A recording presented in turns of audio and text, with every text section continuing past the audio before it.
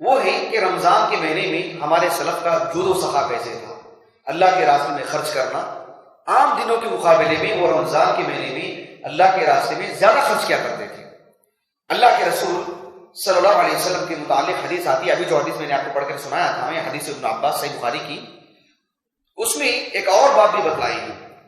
عبداللہ بن عباس رضی اللہ عنہما کہ آپ صلی اللہ علیہ وسلم کان نبی صلی اللہ علیہ وسلم اجود الناس بالخیر، کہ خیر کے کاموں میں دونوں ہاتھ سے لٹانے کا معاملہ سب سے زیادہ اللہ کے رسول کا تھا صلی اللہ علیہ وسلم۔ تاریخ میں لوگ کہتے ہیں کہ آپ علیہ السلام سے پہلے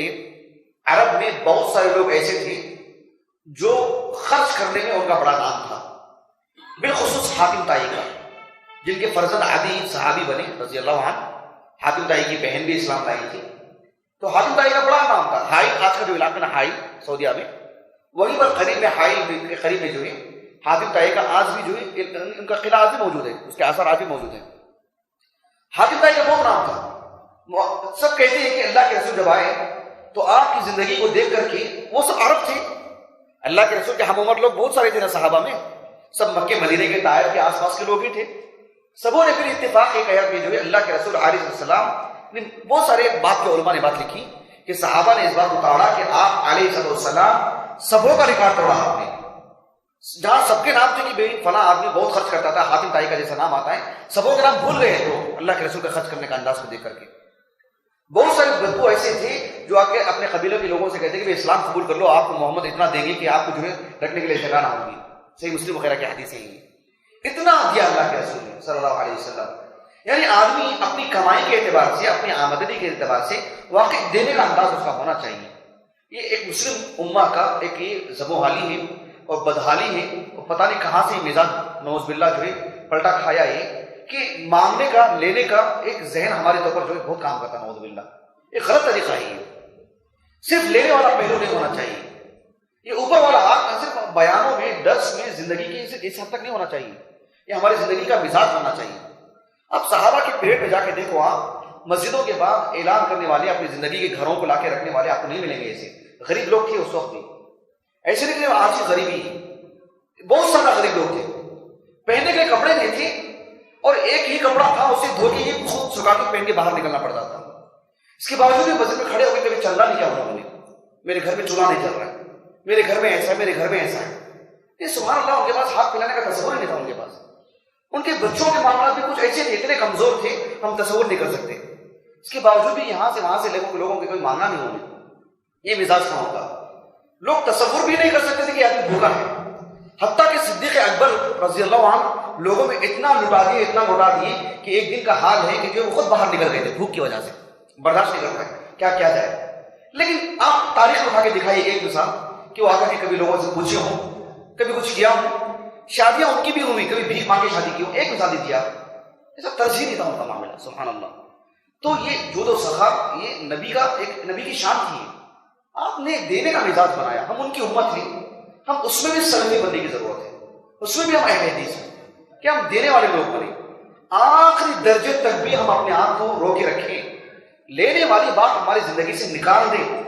ہم صرف اللہ سے مانگیں، اللہ ہی ہم کو دے گا اور اللہ ہی دے سکتا ہے۔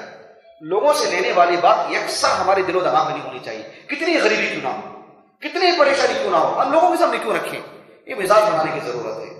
آپ صلی اللہ علیہ وسلم کہتے ہیں کہ سب سے زیادہ جود و سخا سب سے آگے تھے، لیکن جب رمضان کا مہینہ آتا تو آپ سب سے زیادہ دینے والے ہوتے، سب سے زیادہ لوٹاتے آپ صلی اللہ علیہ وسلم۔ تو نبی کریم صلی اللہ علیہ وسلم کا معاملہ ایسا تھا کہ آپ رمضان کے مہینے میں لوگوں میں سب سے زیادہ خرچ کرتے۔ صحابی رسول عبداللہ بن عباس اس کی مثال دیتے ہیں کہ جس طرح سے ہوا آتی ہے، ہوا آ کر جس ہوا تیز ہوتی ہے تو پھر اس کے نتیجے میں بارش ہوتی ہے، اور بارش جب ہوتی ہے تو اس میں کون محتاج ہے کون محتاج نہیں ہے، بارش کی کس کو ضرورت نہیں ہے، سب پہ بارش برستی ہے۔ اور ہوا جب آتی ہے ایسی ٹھنڈی ہوا جو کہ خیر لے کے آتی ہے،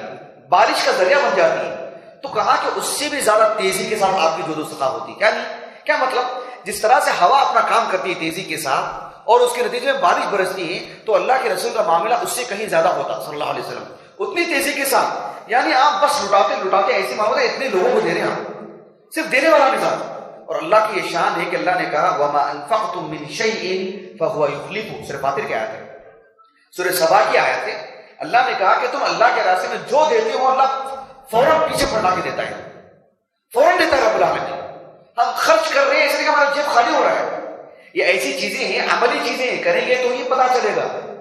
کریں گے تبھی دل صاف ہوگا ہمارا۔ تو یہ ایک اہم چیز ہے، اور اس معاملے میں آزما کے دیکھیے، اللہ سبحانہ و تعالیٰ کے راستے میں خرچ کر کے دیکھیے، اور جو مستحق ہیں بالخصوص ان کو پہنچا کے دیکھیے،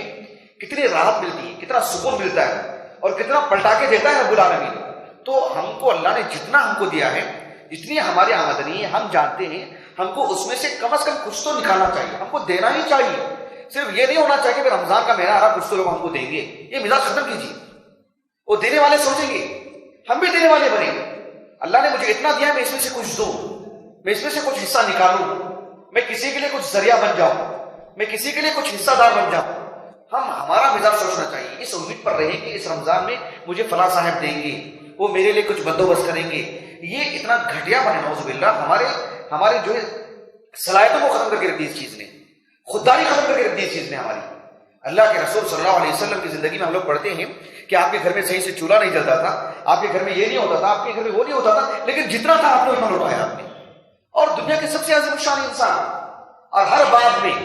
صرف اس میں نہیں کہ آپ کی نماز بڑی اچھی تھی، آپ روزے میں بڑے اچھے تھے، ایسا نہیں، جود و سخا میں بھی، خرچ کرنے میں بھی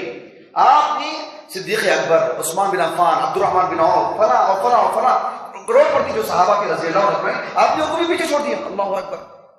ان کو بھی پیچھے چھوڑ دیا آپ نے۔ یعنی آدمی کی خرچ کرنے کی صلاحیت یہ ہے کہ جتنی اس کی آمدنی ہو اس میں وہ خرچ کر کے بدلائے۔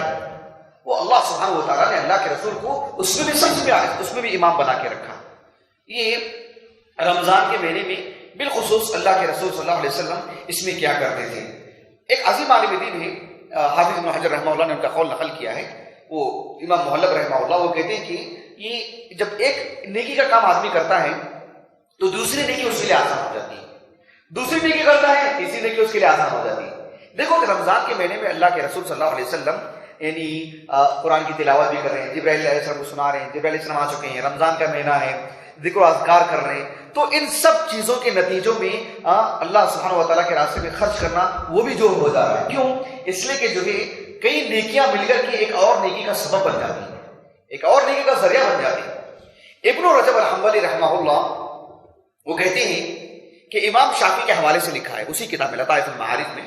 امام شافعی کا قول میں بہت تلاش کیا ان کی کتابوں میں، ان کی کتابیں میرے پاس نہیں، امام شافعی رحمہ اللہ کی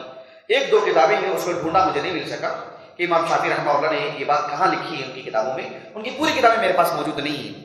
لیکن ابن رجب رحمہ اللہ یعنی معتبر عالم دین ہے، علمی دنیا میں ان کا ایک مقام ہے، اور حقیقت میں اللہ نے انہیں اتنی صلاحیت دی کہ انہوں نے اپنے آپ کو منوایا باذن اللہ تعالیٰ۔ تو انہوں نے امام شافعی رحمہ اللہ کے حوالے سے لکھا ہے کہ آپ صلی اللہ علیہ وسلم رمضان کے مہینے میں ہی زیادہ خرچ کیوں کیا کرتے تھے، بس اس کی کوئی توجہ نہیں، اس کی کوئی وجہ نہیں، لیکن انہوں نے امام شافعی رحمہ اللہ نے اس کا ایک سبب بتلایا، بڑا معقول سبب۔ امام شافعی رحمہ اللہ کہتے ہیں کہ آپ علیہ السلام کی اقتدا میں رمضان میں بھی ہمیں زیادہ خرچ کرنا چاہیے عام دنوں کے مقابلے میں۔ کیوں؟ اس لیے کہ رمضان کے مہینے میں آدمی جو نیک رہتا ہے وہ نیک رہتا ہے، زیادہ نیک بن جاتا ہے، جو عمومی طور پر بہت زیادہ نیک نہیں رہتا ہے وہ بھی اللہ کی خاص توفیق سے کچھ حد تک نیک بن جاتا ہے۔ ایسے میں اس کا تعلق مسجدوں سے زیادہ رہتا ہے، نمازوں میں زیادہ رہتا ہے، دل لگا رہتا ہے، قرآن کی تلاوت میں زیادہ وقت نکل جاتا ہے، علم پڑھنے پڑھانے میں زیادہ وقت نکل جاتا ہے۔ ایسے میں گھر چلانے کے سلسلے میں کہیں نہ کہیں اس کے لیے کچھ مار پڑتی ہے، تو پھر اللہ کے رسول نے ایک نمونہ رکھا علیہ السلام کے زیادہ خرچ کیا جائے تاکہ ایسے لوگ اپنی عبادتوں میں ہوتے ہوئے بھی وہ آسانی سے زندگی گزار لیں۔ امام شافعی نے ایک توجہ بتلائی، توجہ سمجھ میں آئی آپ کو؟ یہ وجہ سمجھ میں آئی آپ لوگوں کی؟ امام شافعی نے جو کہا رحمہ اللہ کہ لوگ چونکہ اس مہینے میں زیادہ تر عبادتوں میں لگ جاتے ہیں تو پھر ان کا جو کسب کا جو معاملہ ہوتا ہے، کمانے کا جو معاملہ ہوتا ہے، اس میں تھوڑی سی ایک ظاہری طور پر مار لگتی ایسے نظر آتی ہے۔ ایسے میں ان کے لیے زیادہ خرچ کر دیا جائے تو پھر وہ بھی مسئلہ ہو جائے گا اور وہ بھی مسئلہ ہو جائے گا۔ تو اللہ کے رسول نے علیہ السلام اس معاملے میں سبوں میں خرچ کیا، یعنی اس میں اللہ کے رسول نے صرف فقراء کو دیا ایسا نہیں، آپ نے فقراء کو بھی دیا، آپ نے جو حیثیت والے تھے ان پہ بھی آپ نے خرچ کیا۔ خرچ کرنے کے انداز الگ الگ ہوتے ہیں۔ تو امام شافعی رحمہ اللہ کی یہ توجہ واقعتاً بڑی اچھی توجہ تھی۔